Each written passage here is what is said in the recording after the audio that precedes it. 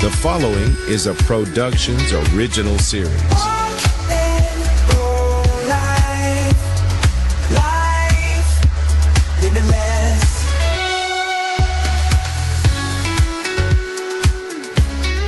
Hello and welcome to Walk and Roll Live. I'm Doug Benson along with Addie Rich. What are we? We are a podcast dedicated to giving a voice to the disability community. We do that by having those with a disability on to tell their stories. I don't feel like, people get a chance really to tell their story in a long form format. And so we want to do that. And also for the organizations that provide programs, services, and support the community, we'd like to have them on to share their stories as well. This week we did just that. We're going to do just that. I mean, right. We're going to do that upcoming. Yeah, we've got Amputee Connection coming on, and we're going to talk with one of their members to tell us all about what they do. But I'd like to get a little update on everybody's past week since we talked to you last. And I think we have a resolution to the wheelchair race of all wheelchair races. Forrest, get out your tracker. Yeah, that's right. I win. Only because it was close. By a hair. It was close. It was super close. I win because of time difference. If we had to go with the succinct thing, it depends on how long each of us. Well, they came to your house. I had to go to Shepherd Center. So you'd have won because you'd already been home. What time were you there? What was your appointment? 10:30. Oh, man, it would have been close. Yeah, because he came. He was actually, the original appointment was 10 to noon, and I had a birthday party to go. So to that afternoon for my daughter, and I thought, that'll be fine. I'll be done by then. And then they called me back. Hey, we got to move it to noon to 2. And I'm like, that's going to be cutting close. I says, you just got to make sure that, he gets, I've got a very important birthday party to go to. I got to get out of here. And then I almost, because I normally go to the pantry at Veterans Village on Thursday morning. So I wasn't going to go to that because the appointment was happening. So when they pushed it back, I thought, I'll just run over there real quick and, hang out with them for a couple hours and then come home. He showed up at 11 o'clock. Woo-hoo. Yeah, so it worked out. I didn't go. So good. Thank goodness. Yeah. The universal inkling said, don't go, Doug, don't go. Don't do it. So it worked out really well. So tell me about your experience. How was it? Very nice. The Shepherd Center is amazing. I mean, it's amazing to me because there is so many. That's, a catastrophic rehab and injury hospital. So it was Halloween for one. So everybody was dressed up. So literally a cleaner came by and the whole Scream thing, the Scream mask, the whole, I was like, whoa. I mean, for a second I had forgotten it was Halloween and I was like, what the heck is going on here? Should I run for cover? I mean, it's really cool, and it's really cool to see all the programs that they have for people, and where you do the wheelchair seating clinic is right across from a day room for acute rehab stuff. So it was kind of cool to see them playing some games and trying to get some movement back. And so we should have them on. I think we've talked about that a little bit. Totally. No, I'm totally going to poke around and figure out who to talk to, because even some of the patients, that are all in different versions of process, it would be real interesting to be if you're open. Yeah, love to hear their stories as well. Yeah. So it was a great time. They got me in, they got me out. Luckily, their measurements were true. So basically, was it taking delivery and getting in it and away you went? Taking delivery, having me sit in it, make sure everything that we thought was coming came, and that I fit properly. Very nice. Yeah. So, how about you? So you didn't have to go anywhere, but no. Yeah, they came here, and it's kind of the same thing, but there was a few things to install, But once I sat in it, it was great. This is my third, so I've learned so much with the first two that it was much more intentional about what exactly I wanted. Right. You don't just say, I need a wheelchair. Yeah. And the first one was great. The second one, not so much as far as just the fit, and not a whole lot you could do at that point. So it was I was very specific about some things I wanted. I don't know why, but the way I sat in the second one, the wheels were higher next to me.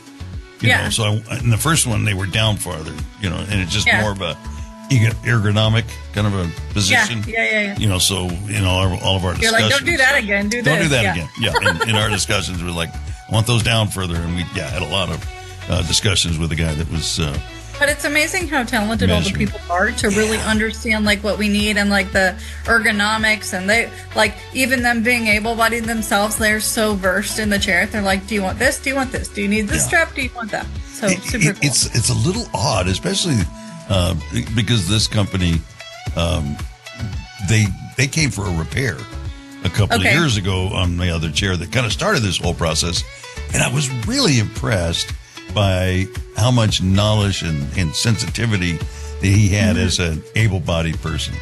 Yeah, no, totally. I mean, it was like I was talking with somebody that had the experience, but they've just been exposed to it so many times that, they were very good, very good. And didn't we figure out we ended up ordering the same chair? Both a tie light, right? Yeah. So mine's purple. I doubt yours is purple. No, it had been so long, I forgot what color I was getting when they delivered it. But it's like a very dark metal gray. Okay, cool. Kind of thing. Yeah, so I like it.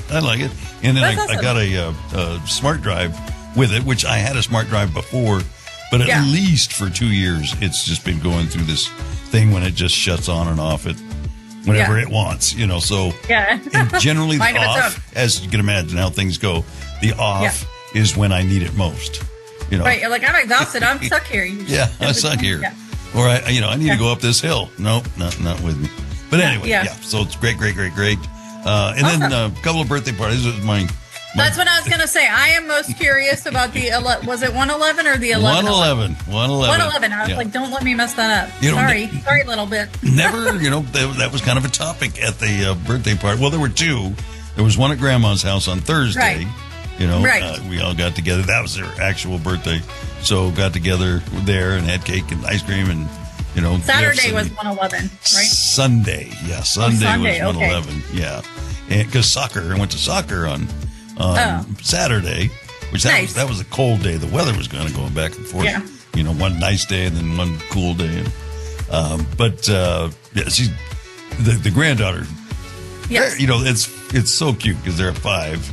Which I think I talked about. And so... Yeah, we talked about we don't know which way we go. They're kind of running around, But you can tell they're starting to get it. So that was the last game of the season. So it'll be interesting to see next year how the growth things from come together. 5 to 6 years old, But she got a score, so we were all excited. Yeah. Oh, nice. My granddaughter, What was on the menu at the 111 birthday party? At the 111 was burgers and hot dogs. Okay. Yeah. Okay. And cake and cupcakes. And my ex... Grandma brought cookies. Okay. Very good. And beverages and just, a lot of chatting and all that fun. Good stuff. Yeah, there were some kids there, so, she had cool. fun. People were trying to, get a handle on why it was 111, and she really couldn't. You're like, dude, because the child's mind says 111 is the birthday time. Yeah. Okay. Yeah. But she planned everything, and it was great. Yeah, we had a good day. That's amazing. Good day. What else? Is there anything else that... No, we were waiting on chairs and birthday parties. So sounds like that's pretty much it. Oh, a couple things. You mentioned one thing to me, off the show. But first of all, the waxing story that I told. Oh, shoot, yeah. Just want to give you the follow-up. Okay. I called. I ended up calling and just asking for whoever was the senior person there and just explaining my experience and not wanting, gotta get rid of that person. Man, it's terrible. Yeah. I just wanted to make sure that they were aware, that they could make her aware that it's really not acceptable. And, they're like, oh, thank you for, letting us know. Yeah. Nice. She just needs to know that. So hopefully that's all good and she'll become more aware of that. And, yeah. So if you didn't listen, go back to last week's episode and you'll see what my experience was with waxing. Rewind. Yeah. And then the other thing was, we had talked, this is probably a couple of weeks ago now, just when I had posed the question, when do you reveal your disability to somebody, say, with all the online dating that's going on now, And I think you gave your thoughts, and I think you were curious about what my thoughts were. Oh, yeah, I know. I was picking on you because I was like, why did you ask me and then you left me hanging with my own answer? Not intentional, just, you know how we get, just talking and we go down a rabbit hole. But, that's interesting. I try to deftly work it in somehow at some point, I don't just make like a confession, but I I confess I showed up in this weird vessel. Yeah. Yeah. And like when I was married, my ex, she cut hair, and there was a few clients she would do at home, and she ran into this gal somewhere in town because she grew up in this area, so she went to high school and all that here. So she ran into somebody she hadn't seen in 10, 15, 20 years at the time, and they got to talking, and what she was doing, and I'm looking for somebody. Blah, blah. She came by to cut hair, and I think I was out somewhere when she got there, and I ran in. And, to do something real quick. And then I was just running back out to go somewhere else. And I guess after I left, the gal said to her, "Why didn't you warn me?" Yeah. And my wife at the time was Up goes the weasel. Warn you about what? That your husband is on crutches. She's like, I mean, why would you warn somebody, first of all? Yeah, look out. There are crutches coming in the house. Yeah. Don't look them in the eye. I don't know. So. But I think that is the thing, right? Like, I mean, think about what startles us too. We all have that natural human reaction of startle about something. Yeah. Whether you don't realize somebody has a kid and they pop up with a kid, and you're like, what? Yeah. How'd you have a kid? It's that same kind of dilemma. When do you reveal that? Exactly. Yeah. Exactly. Or I didn't know that was your car if they show up in a beat up car or whatever, right? But I just got out of prison for. But it's just funny. Exactly. I murdered my family about 20 years ago, but I'm okay now. When do I reveal that? I don't know. Funny. But I mean, I think we all kind of have that. You can't live this life without that experience at least more than one time. Yeah, absolutely. And you just do the best you can. So, kind of as I alluded there, I'm a polio survivor, crutch and brace user for years, and then transitioned into a wheelchair, and it's been probably a good 15 years since I've pretty much been in it full time. And then Addie?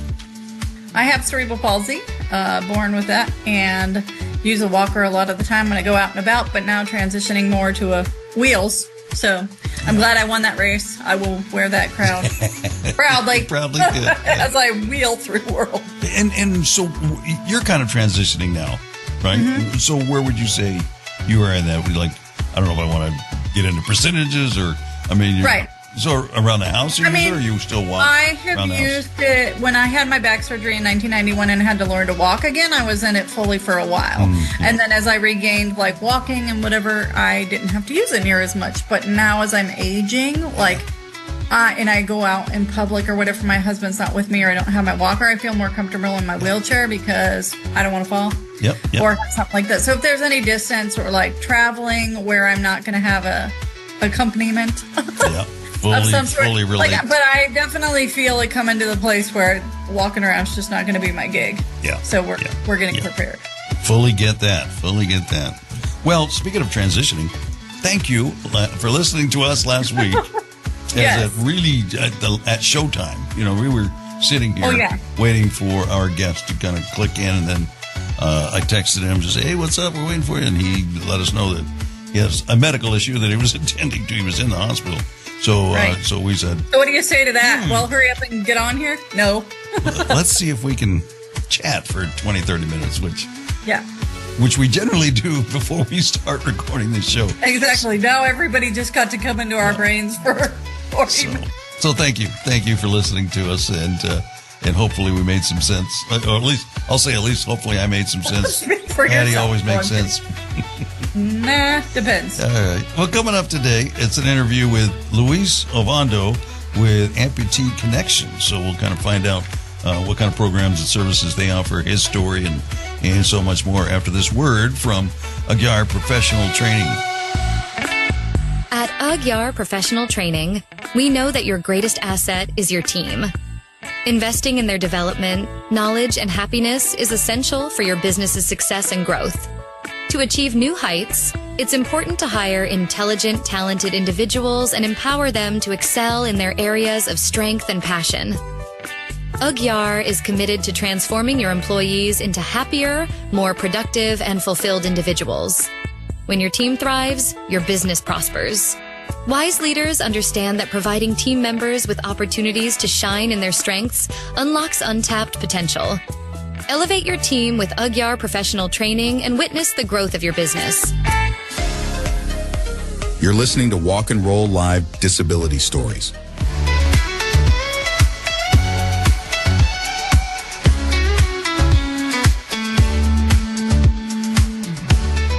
Welcome back to Walk and Roll Live. Let's start with an introduction from our guest this week. You just let us know your name and your organization and your disability status. Well, my name is Luis Ovando. I'm the president of the Amputee Connections of Redlands support groups, and I'm above the knee amputee. Very good, very good. Well, welcome to Walk and Roll Live. Thank you for taking your time and joining us and sharing your story and that of Amputee Connection as well. So what we like to do is get to know our guests a little bit before we get into all the nuts and bolts of what you guys do and all of that. Tell us a little bit about yourself. What brought you to Amputee Connection? Well, as I said, I lost my leg above the knee in a car accident in 2010, going to work on the freeway. And I had bone graft and a skin graft on my left leg as well. And that's how I met the Amputee Connection at my first Amputee Coalition National Conference. And I met all my second family there. Yeah. So Nice. I imagine that's when you met Mr. Bill Nessel. Absolutely. Yeah, yeah.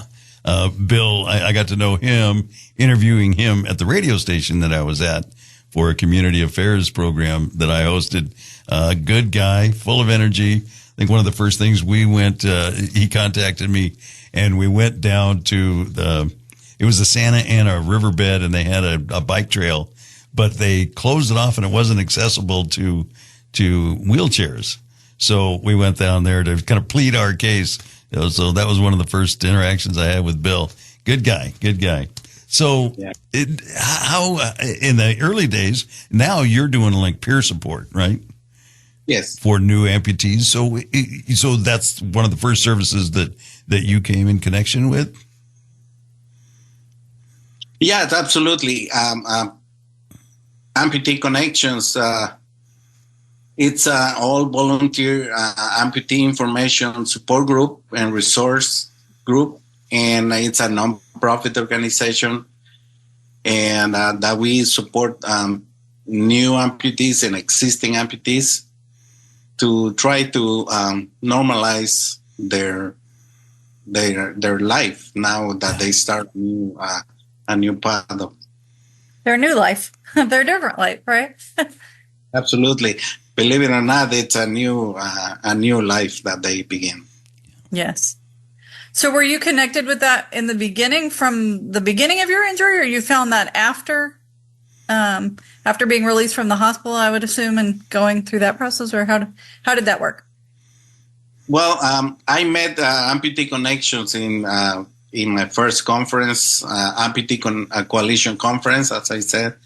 And then I met the guys there, and of course they invited me to their meetings, and I said, well, I don't have anything to lose, but gain a lot of positive stuff.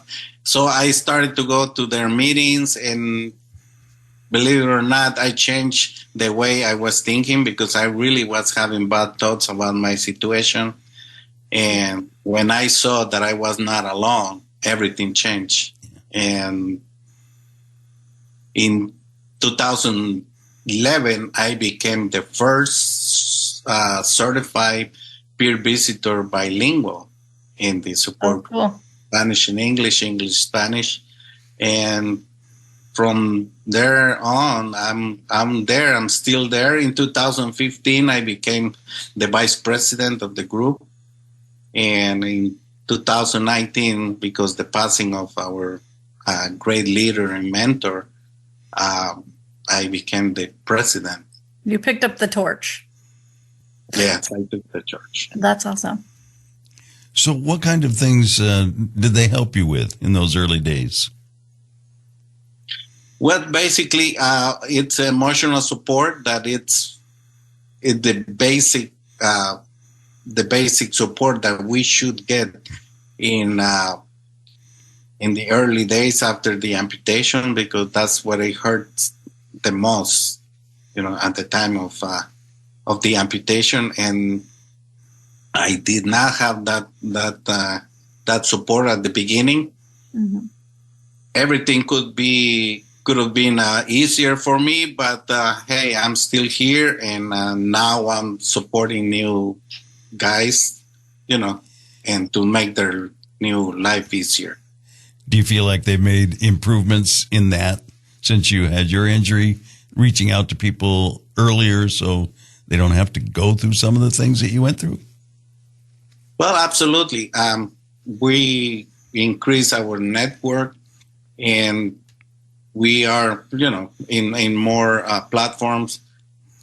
And just as my mentor used to say, exposure creates opportunities. And we try to reach out the community as well, having booths in every adapting sports event that there are in the community, and bringing resources, sharing with them, and that's more or less what it is. Yeah. Because so sometimes I know with catastrophic injury and stuff, there is like social workers that come into the hospitals and kind of explain like, okay, this is obviously different. Now, do you guys have connections with that so that there is a connection sort of made early and putting the dots together? Well, excuse me. We have our flyers in almost all hospitals, but what we're focusing right now is to get the peer support program in every hospital where it should be, implanted, because that's where we start our journey as an amputee. Exactly. And I would think that this would be something that's super important, but it wouldn't be something that like we all think of. You know what I mean? Like you think of like they need this, this, and this, but they wouldn't think like, okay, emotionally, let's do a handoff, because it's totally different, I think. Yeah, unfortunately, hospitals probably don't have the time for it, and they're so busy doing things. But they should take at least a couple of minutes to say, hey, this is here is some information of support groups, and here is support, peer support, and that's it. And it's up to the patient to take the information on that. Yeah. Do you take some time to try to educate the different organizations that deal with amputees to use you as a referral? Well, we try. Yeah. We're trying to do our best, and that's all we can do. Yeah. Mm-hmm. I know I've referred a few people to Amputee Connection, and there's the catastrophic injury part of it, but then there are other people that kind of know it's coming, and I've referred a couple of people that, have maybe some wounds that just won't heal, and then amputation becomes an option, and they're ready. What I've found is generally the patient is ready, but it's the rest of the family that is kind of, I guess, maybe horrified by, the prospect of somebody losing a limb, and they're having trouble with it. And so you guys have come in and counseled not only the patient, but the family, and kind of allayed some of their fears. So maybe talk a little bit about that. Absolutely. Caregivers are very important for our recovery as amputees, but the peer support program will understand so much better because we've been through their situation, and it's something that we have in our support groups, the peer support program, that it's very important. And probably for people that know that they're about to lose their limb, it's still impactful as amputees. But probably if you lose your limb in a trauma or something like that, it's even more devastating. Yeah. And we're there, and we try to match, the criteria with our patients and members, and see if we can find, to match the situation, and go from there. Yeah. Can you give us an idea of what the percentage maybe is of people that have one of these traumatic events that they lose a limb, are they able to go back to work? I'm sure it sometimes depends on the kind of work they do, but. Absolutely. In these days, unfortunately, diabetes is it's claiming a lot of limbs, and a lot of amputation happen because diabetes related. We have perhaps 80 or 90% of patients losing their limbs because diabetes related, and the rest is trauma or different situations, and it's just a matter of trying to live a better life, a healthy life, Mm-hmm. So part of the resources are not only helping them deal mentally and emotionally with their loss, but also maybe changing their lifestyle a little bit to prevent any further amputation. Gotcha. Do you talk to, in the peer support, is it different with somebody who's had a catastrophic injury as opposed to somebody who's lost it through diabetes? Absolutely. We have we have certified peer visitors that have both situations. We have diabetes certified peer visitors and trauma peer visitors. As a matter of fact, I lost my leg in a car accident, so I visit people with trauma and different accidents. And I would imagine you stay busy. Very busy. Unfortunately, it's something that I really don't want to do. Because the way people losing their limbs, but we have to support them in any way, so we're there for them. You know, we've heard stories so many times on this program where that peer support has made a huge difference. You know, and there's so many different levels that we've learned over the course of this, and thank God we've made a lot of progress. Well, there's much more of it now, but some of the the folks that have lost their mobility or whatever it is years and years ago, sometimes it came down to somebody came and visited them for 20 minutes and left. They don't even know their name, don't know what organization they're with. But even that made all the difference in the world. So the importance of peer support is unmeasurable. It's big. Unfortunately, as I said before, I didn't have that support at the time of my accident. And it could have been easier for me. I went through horrible situations that it could save some depression, some bad stuff for me.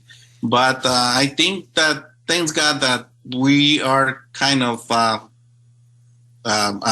bringing that to the community, so they know that we're there and trying to leave our information in every hospital. Yeah. Well, I think it would be interesting for you too, like being bilingual, because so my husband's from Argentina, and we've been together 10 years. So I kind of understand, like, in different cultures, there's different like thought processes. So I'm sure it's pretty important to have someone like you who's not only bilingual, but understands like cultural implications of how things are different, right? When you're injured or. Absolutely. You have no idea how much the language is a barrier in these situations.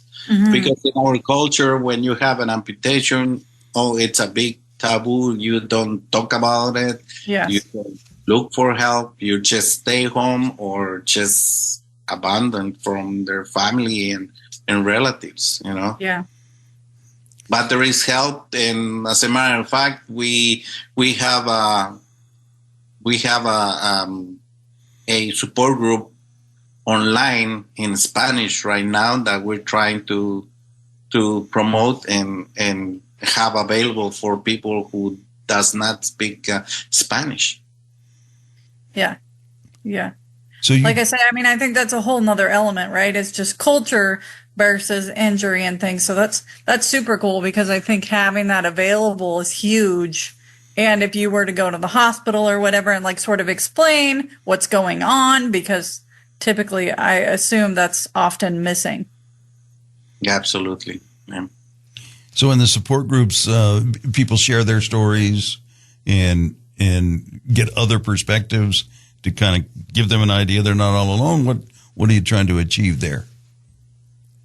Well, we have our support groups every third Sunday of the month, and sometimes we have speakers, sometimes we have roundtables, trying to approach and discuss, different issues that new members or existing members might have, and different challenges and situations that we all can help, and we learn from each other. Yeah. Maybe your story will support another new member, and vice versa. That's the main thing in our support group. And of course, all the resources that we have from the Amputee Coalition, which is the biggest national organization with the most data and resources available. What are some of the misconceptions that people have about amputees? Well, sometimes they look at us that we are have some kind of disease, but we're not. We're the same people from the inside. We probably look different, of course, from the outside, but we're still the same person. And we just are going through some challenges, but we're still the same person. Yeah, I think that's pretty common amongst people with disabilities. People sometimes it's not everybody, but there are some people that they're just uncomfortable and they don't know what to say. Sometimes they may say things that are a little off, but that's a part of their nervousness, whatever. Maybe I'm being too gracious, and there are other people that just have. I mean, it's kind of what we talked about last week, almost every time we conversate. But I mean, it touches on where people are in this weird, like, what do I say? Do I say something? Do I acknowledge it? Do I just look straight ahead? And you know what I mean? So, well, at least just to say hi and smile, that will help a lot. Yeah, exactly. And of course, if you want to help, ask us first, because sometimes we're trying to be a little more independent, and we're trying to do our try to do the things that we used to different way, but we try. Right. Leave space for that. I think we could do a whole episode on sharing stories about that. Mm-hmm. Absolutely. So we can make a whole resource guide. Yes. You mentioned resources a couple of times. What are? Can you list maybe some of the resources that are available to folks? Well, we have In Motion magazine that the Amputee Coalition prints every other month, and we have the first step, which is a guide to limb loss, to live your life with limb loss. It's a very, very complete book that it's before your surgery and a year after the surgery, your amputation, and it tells you more or less what to expect and what's available out there, different kind of prostheses, levels of amputation, and basically my favorite part of that book is the emotional help that we all go through. Yeah. The stages of grieving stages, and it has a big section of it, which is very important. Do you find that there are some people that struggle goes on for quite a while? I mean, it's not like, you have your event, whether it be surgery or trauma, and then post injury or trauma, you might have a period where you're dealing with it, and you get to a point where, okay, I'm all fixed, quote unquote, and then you just go on. Or is that kind of an ongoing work? Well, we all are different. We all deal with our emotions and situation different way. So some people won't go through all five grieving stages. Some people will have one or two, or some will be just as positive as they can be and deal with it with a good attitude, and which is it's very important to have. Yeah. Mm-hmm. I know it's hard, but it's very important to have a very positive attitude, and that's how we deal with them. And then at the end, when you accept your new image, we can say that you're all fixed and with your life. Yeah. Just got to love on them until they're good, right? Exactly. Yeah. And then is there the word is escaping me, a social component to this. So part of this is just getting together. Do you guys do that? Have events where you get together, have a potluck, and just hang out just for that part of it? Yes, we have different activities. We have our in February we have the Tour of Palm Spring, which is our fundraising for the organization. And what it is, it's a ride that we do in hand cycle ride in Palm Spring, and we also have the open house, which is we invite the community to show and support, and to invite the community to see what we do. Yeah. And in different activities, we participate in adaptive sports, and which is very important for people that to know that they can still do what they used to do different way, but they can still do it. Yeah. Yeah. I think if they see it with sports, that they can do something, then it kind of translates to other parts of their life. If I can do that, there's things I can do in my life that I maybe didn't think I could do anymore, but yeah, just by doing it a different way. Exactly. Yeah. What do you have plans for the future? Is there a vision of where you want Amputee Connection to go? Well, we're trying to increase our network and to let all the new amputees that we're there. And unfortunately, because of COVID, we're struggling with the assistance of our members. So, but in the future, we hope that we can make it bigger, and probably opening up more support groups, which is important in more cities, and just bring the word out that we're there for the community and support all our new amputees. What area do you cover? We cover all San Bernardino and Riverside, and basically sometimes Los Angeles area as well. Mm-hmm. But we're available, and even on the phone or Zoom meetings if we have to. Okay. Perfect. And what kind of assistance or volunteer opportunities are there for people that are hearing this and they like what they hear? They like to help out what your organization is doing. Where can they help? Well, right now, they can help us probably by donating, which is a big. We are a nonprofit organization, and we have to cover different expenses. Yeah. And probably the community might not know, but we sponsor kids with limb loss to summer camps, which is very important that all our amputee kids interact with other kids with the same situation and try to normalize their life.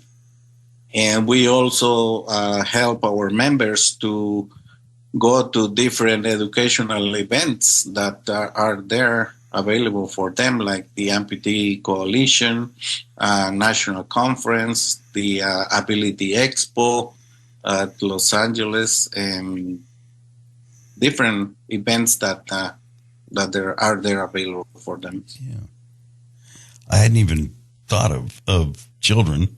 What are the, I mean, that's even worse for, to even contemplate. But what are the special challenges when you're dealing with children? Well, believe it or not, the most challenges that they might have probably comes from the parents, because kids they're lovely.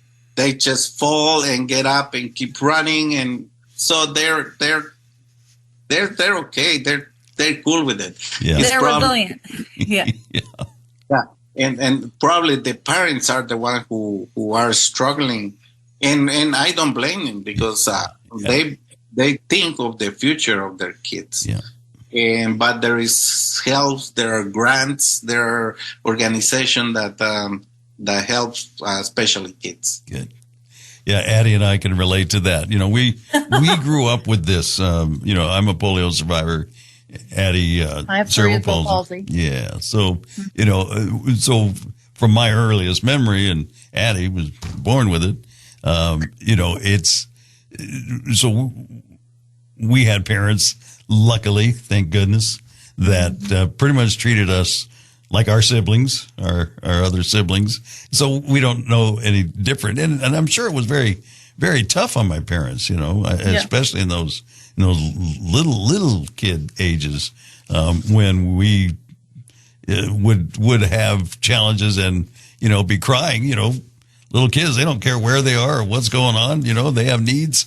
They want them met. They want them met right now. And, and my parents had the courage to kind of let us do for ourselves. And I think it's paid dividends the rest of my life. I think Addie would say the same thing. Yep, definitely. Yeah.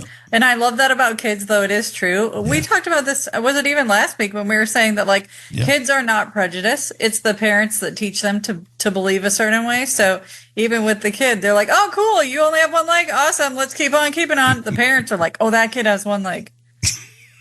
Yeah. Yeah, for kids, everything is normal, and they grew up with it, and they're cool. Yeah. As long as they, keep their prosthesis on and everything, they're so cool. Yeah. Yeah. But a lot of times I'm sure kids are like, forget this thing, it's itchy or whatever. I don't, I'd rather be a hop along and not wear it. They just want to be a wild kid, right? It's everybody else who's saying boundaries, or worry about this. Like, kids don't know to worry or be catastrophically affected, right? It's the parent, like, oh my God, they're going to break, they're going to fall down, they're going to. But knowing where that line is important, right, Luis? Exactly. You got to keep them safe, but at the same time, let them be kids. Yeah. Absolutely. Yeah. Do they have special training to help you deal with the parents? Well, when we have a parent in our support group, we try to match them with another caregivers that are with the same situation, and it's everything about connections. Yeah. Mm-hmm. That's what our name says, Amputee Connection. We try to connect and everybody to get the best of it. I'm going to rewind for a second. So I know you said that a gentleman had started it and you became president, like when he passed away. How did it actually start? For a little bit of history, was it somebody had a need and said, you know what, this doesn't exist, I'm going to do it? Or how did that start? Well, as far as I know, there were four members that decided that to be there for new amputees, and they started to gathering and give information and start from scratch. Yeah. Yeah. until, of course, they met a bigger organization and they become a part of it and they got more resources and certifications, and everything started there. Mm-hmm. Yeah, I think when Bill came along, Bill Nessel, I think it was kind of shrinking, and he got it going again, right? If I remember correctly, years and years ago. Yeah. Yeah. Well, congratulations to you for kind of continuing that legacy and keeping it going strong. Pushing it into the future. It's a very important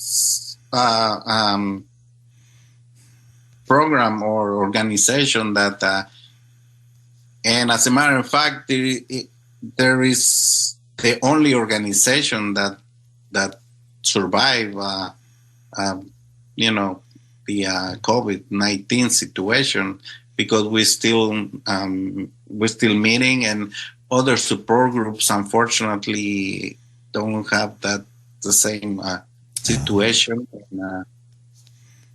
And well, we're there for the community, and of course, this situation make me discover my new passion, which is peer support.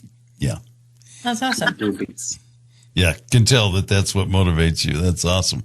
That's awesome. So, anything that you'd like to tell us about Amputee Connection that we didn't bring up? Well, no, we're there for the community every third Sunday of the month at the Redlands Community Hospital. And please, if you want to donate and support us, go to our website, the amputeeconnection.org, and help us out to help kids with amputation and our members to educational events. And the most important thing is to let you guys know that you're not alone. Excellent. So that's the best way, you think, to get a hold of you? Go through the website, and you can contact for services or donations or volunteering? Absolutely. Yeah, we have everything there. All right. Luis Ovando from Amputee Connection, thank you for joining us on Walk and Roll Live. We appreciate it. Thanks so much for having me, and we'll see you next time. Each week on Walk and Roll Live, we share honest and open stories of people loving with a disability. Came out of my shower, I slid on a puddle of water and flew up. I don't know, my legs went up higher than my head, landed on the beam of the shower, lost all sensation in my legs. Within like a second, I knew I was paralyzed without knowing I was paralyzed. Join us weekly for another powerful episode. Walk and Roll Live wherever you get your podcasts. Life Limitless. Subscribe now. This is Walk and Roll Live with Doug Vincent and Abby Rich.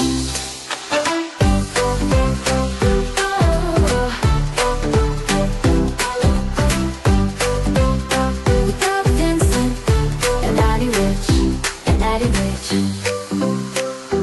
So, what an awesome story to hear about different, have that there's support for people that are having a life change. You and I have talked about that a lot on other versions of the podcast, other weeks, about how for us, we've always been us. So it wasn't a big change for us. We don't know any different. And I can't imagine what it is to be those people and try and navigate it without support. Mm-hmm. That it's literally like you wake up different or you leave the scene of a crash or whatever different, right? So it's so good to know that people have support. And so much more of that is growing, I think, these days.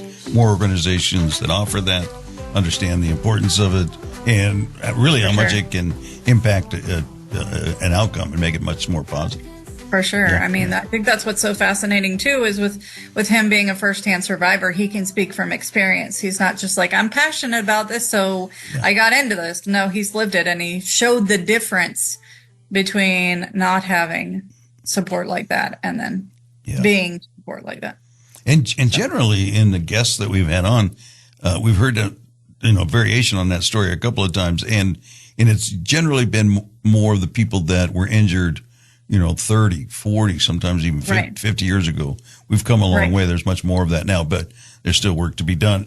And speaking of that too, one of our past guests from 2 or 3 months ago reached out to me after I sent out the weekly email, and he's going through a major change right now. Oh, yeah. And he offered, to come on and kind of talk about that. So we've talked to a couple of people who it's been fairly recent, but this is like kind of in the middle of it, and he's open to talking about it. So a whole nother story, and awesome that he sees the value in speaking now instead of waiting or, trying to get himself through it. He cares about people enough to be like, okay, let's just work together and show the world what it's like. Yeah. So bravo. And as we talked about at the beginning, just about what we're trying to accomplish in doing this show and telling these stories, it's about sharing them so that people that are experiencing it as well or something similar can see that they're not alone. And I think it will help them in that process of going through the change. Totally. And I think having the internet and having even like this podcast, if somebody finds it and it's like, oh, wow. But I think that in catastrophic circumstances like that, like an amputation or bodily change in those ways and stuff, it's important to have physical people, breathing people to enter your room and make it real. Yeah, absolutely. So I think that's amazing. Show them that there is a future. And so hopefully we're contributing to that in some way. And so to that end, I always want to invite people to contact us if you want to share your story, or if you know somebody that has a story that we think that, or you think that could impact our listeners. Anything, we're open to those ideas, or a subject. If there's a subject you'd like to talk about, definitely open to that. Help us. We're only 2 brains. Yeah. We're only 2 brains, and it's a big world. So please help us. And resources, added a few more.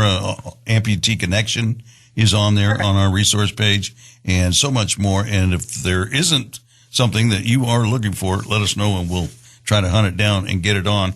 And then next week, we're going to be talking with Megan Kennedy, who is with Epilepsy Education Now. I think we'll make sure that we get it right when she's here next week, and she's gonna. And it happens to be. I wish I could say I was on the ball and I knew this and I planned it all out, and I guess I could have if I'd have kept my mouth shut. But it is Epilepsy Awareness Month here in November, so which is awesome. Perfect time. Because I have epilepsy. I got diagnosed 4 days after I turned 18. I had a grand mal seizure working in a neurologist's office. Really? I fell off. Yes, I fell off. I was shelving charts, and I felt funny all of a sudden, and I passed out from the top of the stepladder and don't remember for the next 5.5 minutes. Wow. And they woke me up and were like, hey, do you have seizures? Why didn't you tell us? I'm like, I don't know what you're talking about. So you sometimes fall into it just like that. That's the change you expect, right? Pun intended, right? Right. Yeah. And I said, that's great, but I don't mean it's great that you experience that. But thanks, Doug. No. But you'll be able to relate, and with the stories that I'm sure we'll hear next week with Megan. Awesome. So as far as today goes, thanks for listening. I'm Doug Vinson. She's Addie Rich from the Aguiar Professional Training Studio. This has been Walk and Roll Live, Disability Stories, Life Limitless.